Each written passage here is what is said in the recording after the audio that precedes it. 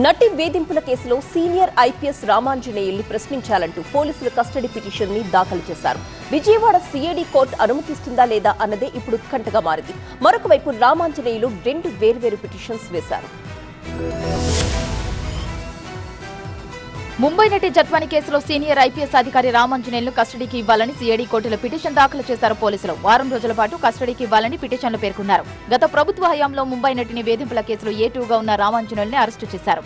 అనంతరం విజయవాడ సిఐడి కోర్టులో హాజరుపరచగా మే 7 వరకు జ్యుడిషియల్ రిమాండ్ విధించింది. ప్రస్తుతం ఆయన విజయవాడ జైల్లో ఉన్నారు. ఈ క్రమంలోనే రామాంజనేయులను కస్టడీకి ఇవ్వాలని కోరుతూ పిటిషన్ దాఖలు చేశారు సిఐడి అధికారులు. వారం రోజుల పాటు కస్టడీకి ఇవ్వాలని పిటిషన్లు పేర్కొన్నారు. అదే సిఐడి కోర్టులో 2 పిటిషన్లు దాఖలు చేశారు రామాంజనేయులు. న్యాయవాదులతో ములాఖత్కు అనుమతించాలని ఒక పిటిషన్, జైల్లో సంధ్యావందనంతో పాటు పూజా సామగ్రికి అనుమతి ఇవ్వాలని మరో పిటిషన్ వేశారు. పిటిషన్లను విచారించిన కోర్టు కౌంటర్ దాఖలు చేయాలని జైలు సూపరింటెండెంట్ను ఆదేశించారు. 2024 ఆగస్టులో తనను తన కుటుంబాన్ని పోలీసులు చట్టవిరుద్ధంగా అరెస్టు చేశారని ఆరోపిస్తూ ఎన్టీఆర్ జిల్లా పోలీసులకు ఫిర్యాదు చేసింది జత్వాని. ఈ ఫిర్యాదుతో ఐపీఎస్ అధికారులు సీతారామాంజనేయులు, కాంతిరాణా, విశాల్గున్ని, ఏసీపీ హనుమంతరావు, సీఎస్ సత్యనారాయణలను ప్రభుత్వం సస్పెండ్ చేసింది. ఈ కేసులో కాంతిరాణా, విశాల్లకు హైకోర్టు ముందస్తు బెయిల్ మంజూరు చేయగా రామాంజనేయులు మాత్రం ఎలాంటి బెయిల్కి అప్లై చేసుకోలేదు.